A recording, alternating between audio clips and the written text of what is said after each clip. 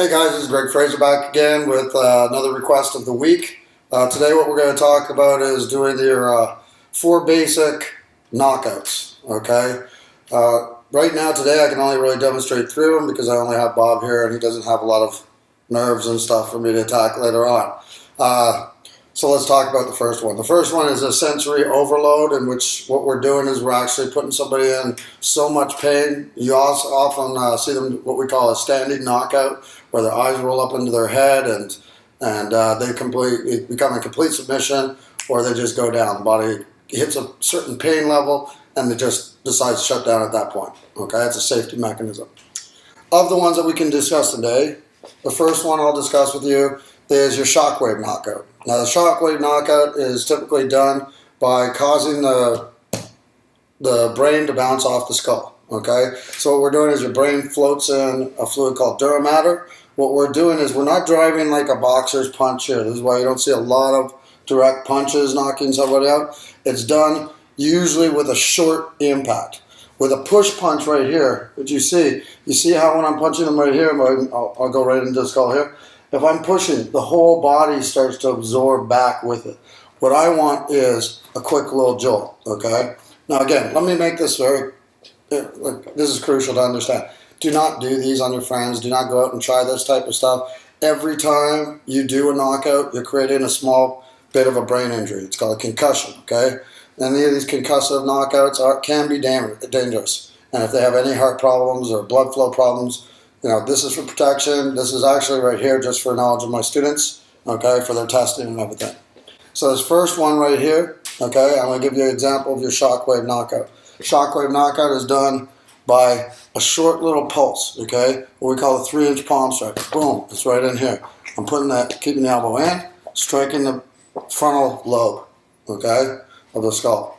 All right, what I'm doing on the other side is I'm backing and I'm hitting the base of the skull at the occipital bone, okay? I get those two together, and I'll go slow motion here. These two together, you get that jolt. The brain's going to jump and hit the skull, okay? This is one of your knockouts, shockwave knockouts. Another shockwave knockout is taking the side of the temple, okay? Actually, I'll go this side so you can see. So I'm coming into the side of the temple and the base of the neck, okay? Again, when these are accompanied, very easy, very quick knockout, okay? You're done either way, right here. These are your base ones. Now they can be done singularly. You can just get somebody right on the base of the skull, do that jolt, and cause that same thing. But when they're coupled, they're pretty sure, okay? Same with here. You see two right here, okay? When I'm coming in, right in the brachial plexus, and it runs right down in here to this area right here. You can see the pressure points I can do in here. Runs down into your ulnar and radial nerves, okay? Control that side of your arm. So first one, you've got shockwave knockout, okay? Second one, let me turn him a little bit here. I'll bring him across a bit so we can see. There's your blood and air, okay? A couple ways that we have that are in here. We have your common sleeper, all right? Where what I'm doing is I'm coming up over the shoulder, getting the V locked in, closing the circuit here by grabbing my bicep, getting up over, and I'm pushing the head in top, and usually I'm going to dip you backwards to get a little more push in this, okay? This one is, sport ready. This is a little safer than the other ones that we're going through. Again, don't practice these on your friends. It's not like something that you should be doing, especially young kids when they're growing and everything. Don't play with this stuff, okay? So I'm coming around, I'm locking in, and it's right here in the flexion of the bicep as you're squeezing. So you're squeezing, boom, lock in. A couple ways I could do. If I have to clear somebody, I could be coming up under an arm here and taking control of them, okay? And just by bringing my neck back, that causes the choke out right there, okay? What we're doing here is we're cutting off the blood flow coming through the carotid arteries. We're just squeezing right here, but not affecting the trachea. So therefore, you can get a little bit of breathing still, and I can control whether I want them out or not. You also see this type of grip as well, okay? Another variation, a little more dangerous, okay, is when you're going with the rear naked choke, okay? Now in this, a lot of people just grab, lock in, and squeeze. But when done correctly, the thumbs down, you get this radial bone in there, okay? and I ratchet that, it'll really, you can just see his head lift in. Okay, watch the neck. The neck's gonna rise because of the ratchet, and this locks in very tightly. What this one does though, okay, is this is actually cutting off not only the carotid arteries, but also at the same time I'm cutting off the trachea. Okay, so I'm cutting the wind and the blood. If I'm doing this, they're going out pretty quick. Okay, and later you can check out some of my series on how to escape these types of locks as well. Okay, so we've got the sensory overload, which is pain senses. Okay, you've got your shockwaves, knockouts. One that we see most common in sport is your spinal twist knockout. Okay, now in boxing we see it usually comes from the hook.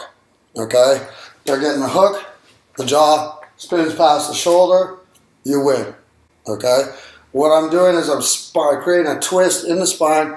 The jaw is also shaking past its natural range of motion, causing a dual thing. So you're getting a sensory overload combined with some of the bounce of the skull, the brain off the skull. Okay, so again on this, left hook, boom, elbows through this way. Other ways that it's done is if I'm in a sort of compression, either compress the face, pull the shoulder, that will create it, or separation, okay, pushing that face back over. So separation or compression for your spinal twist, okay? Anything that I'm traveling through on this. Very nice. Now, as we get going, we'll show you in our more advanced techniques. We'll start doing some of these videos for you guys. Something, if I'm in here and I have a lot of guys say, oh yeah, well, I tried these techniques and they didn't work when I was trying them on my friends. Okay, well this is a little different. Don't try these on your friends. But one of the things that you have to do, and when I'm talking this chin stuff or your joint locking, your jiu-jitsu, whatever you want to call it, okay, you need to create a stun, then get your control technique to immobilize. Okay. Elbow entrance, what we call the rhino, in here. Okay, I've got my forward. Boom. I can either drive here and go into the sternocleidomastoid right here, sternocleidomastoid. Okay, this at the base of the skull will create that shockwave nerve knockout right there in brachial plexus. Okay, here extending through, I'm not getting an impact, but I'm also driving, almost in a cutting motion. Let me turn it this way so you see I'm coming in, I'm making the impact with my forearm, and then it's got a forward cut, so I'm driving, sliding, which also drags. You get into the nerve, then drag through. You're not going boom and bouncing off. You're making your impact, your weight goes in, and you're pushing a little bit in through it. Okay? So again, impact, drive with the extension. See how he starts to turn a little bit. Okay? That's what will create that knockout. Other variation is we come in with our rhino, boom. We then come in with the hammer fist. Okay? That hammer fist drives through, spinning the head if necessary. There's our other one. Okay? Again, in rhino, hammer fist spin, shockwave knockout. For the grapplers, if I've got a grappler and I'm going constant strikes like this while they're trying to hold you, just keep working that on the base of the skull, and they'll find that even if you tap yourself slightly, you'll see that shockwave feel. So thanks for joining me today, guys. I'm liking all the questions that are coming in. Please, if you can, just subscribe by pressing right here. All right, all you have to do is click over and get onto our subscription, and you can ask me questions. I'll answer any questions or make a specialized video for you. Thank you.